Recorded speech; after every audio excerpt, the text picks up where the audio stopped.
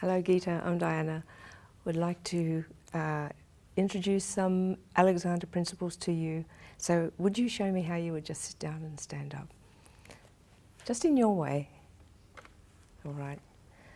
And then standing up. Mm-hmm. And are you at the computer quite a lot? Yes. Mm-hmm. Over 8 hours a day. 8 hours a day, okay. And you're studying? Law. Okay then, so you, and it's full on for you. That's right. Not much reflection on perhaps how you're sitting at the computer, just getting in and doing it perhaps, getting what you have to do done. That's correct. All right. Just stand in front of the chair again. Where the Alexander re-education or pointers or the Alexander technique as a lesson is referred to, it can help you pay attention to you during the act of whatever it is you're doing. Sitting at a computer, going for a swim, riding your bike, you are conscious of a particular area that brings into balance the whole organism. And it really is the head-neck-back relationship, so that sort of simplifies it if you like.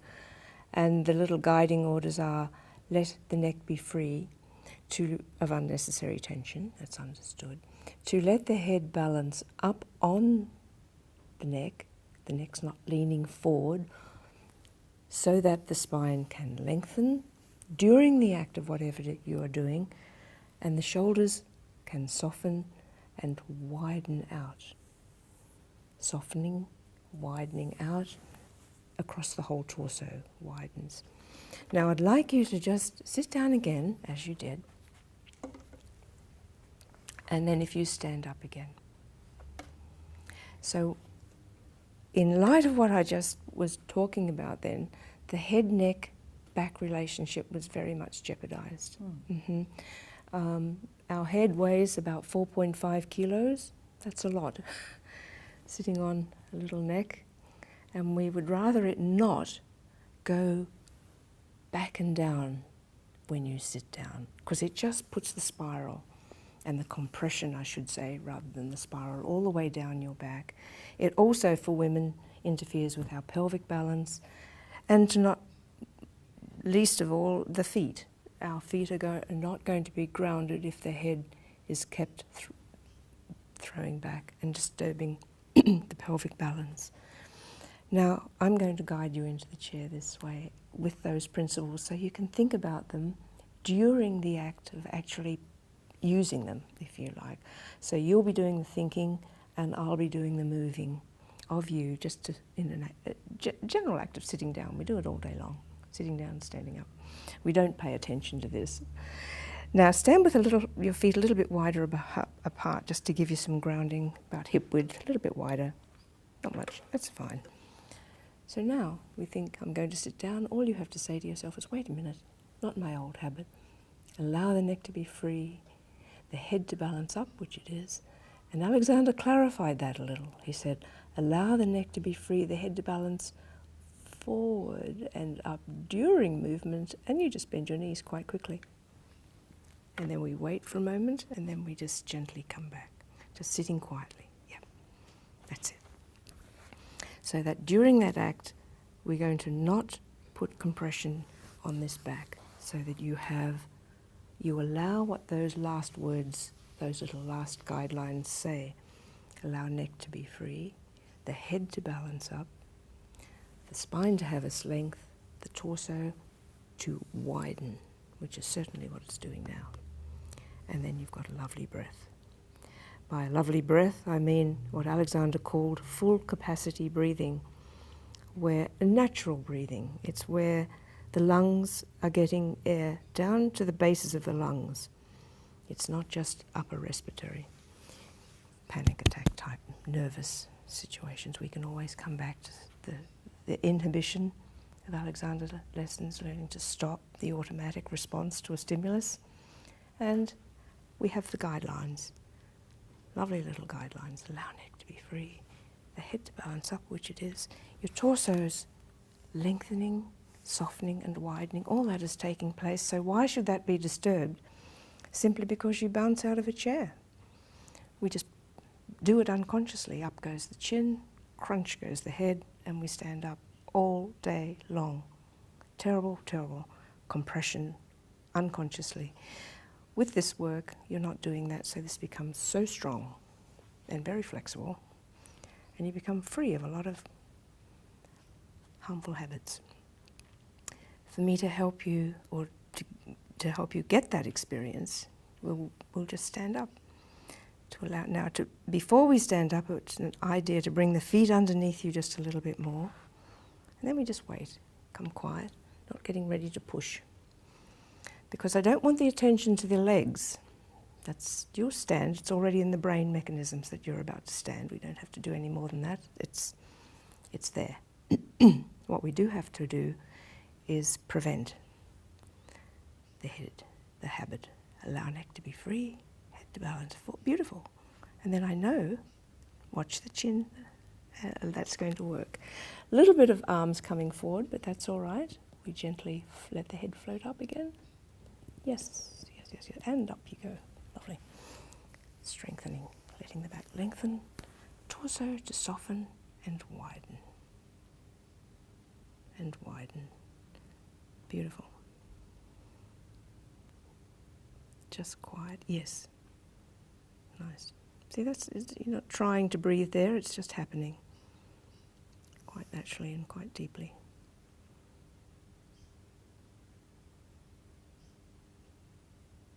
That's very nice. To sit down, it's not about sitting and standing really. It's about looking after this. Neck is free, head balancing up. Let me move you. You're going to send the knees just that way. Free neck, head balancing up. What, 2 seconds? That was sort of going down. I want you to think like a kite. Your head's follow there's a little guiding direction in my hands.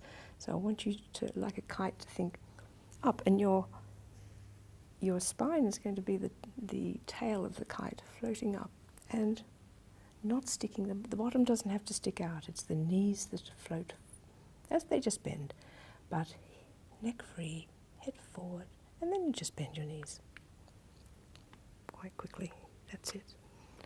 And then to stand, we go no, quiet, neck free, stay back in your back, and up to go up.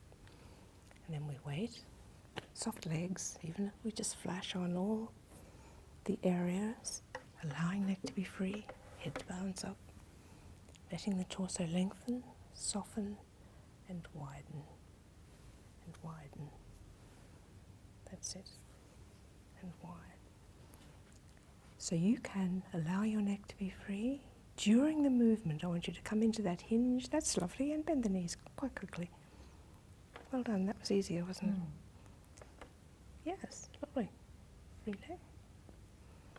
And then you stop. So it's not about, I'm not interested in the movement per se, I'm interested in where your thinking is. Letting the neck be free. I know the movement will be very much in balance if the thinking is there that links that. That's just lovely. Go to get up. No, not my old way. Yes, beautiful. It gives a flow to the whole being. Up you go. And it's effortless. You really didn't need much there at all. And to think I've not seen you before in all of this new experience is very good.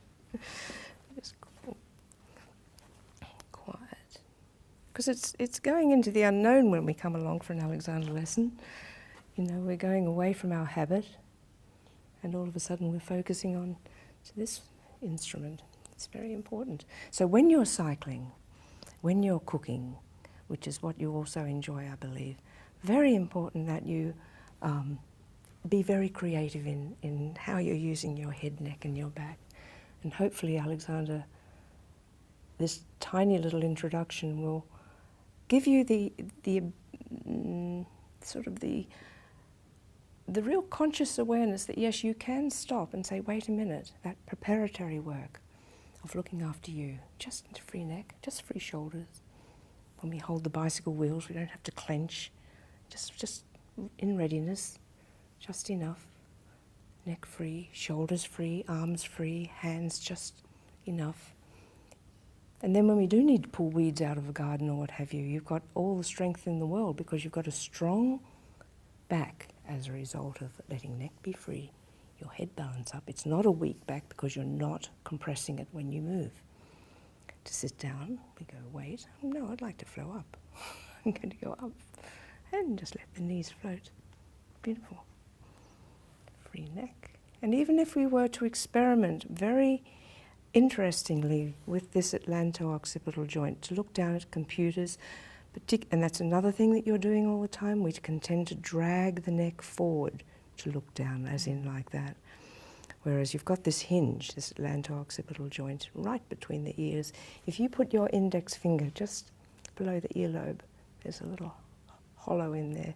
If you were to bore right through, not a particularly nice thought, but you'd meet the top vertebra of the neck, and the head, there's little condyles that the head floats on that, and that's where you can rock from to look all the way down to your keyboard and to type, and to look at your mobile phone as well if you just let that go. And yeah, so that's very viable to you, a very viable joint, without any compression on your sternum and pulling your arms down. You know, so it's allowing this lovely open chest, free neck, and then you can key. When you are at your computer, I would like to recommend that either use the back entirely, where you're resting up and against it. But if you're not using it entirely, please come away from it more than you are, that you're more to the front of the chair. The reason being, you've still got, you know, still got plenty of balance on that chair, but it allows you to be there and allows your back to widen more efficiently than when, if you were back further, you'd be leaning in. And it's that leaning in that allows the slump. Whereas here, you're quite solid. And you've got that solid base, which is really important, this sacral area, and particularly for women with our gynecological organs, this area must not be yanked in. Just yank that in for me. Very tight, and it's restricting the pelvis. So we want to have the pelvis beautifully balanced. What balances the pelvis is not going directly to the pelvis, but going to what's on top. And it's the head, neck, back relationship, which sits on top of the spine. And when there's a lovely flow there, the pelvis will swing into balance, and it'll be beautiful. You can bring your feet back maybe a wee bit, or wherever but that can be quite comfortable like that. Allowing neck to be free, shoulders to be free. Just let me take this arm. So no, don't give it. Quiet. Then we do both stop to just think up. Free neck, flowing up. And looking around. It's always very free hinge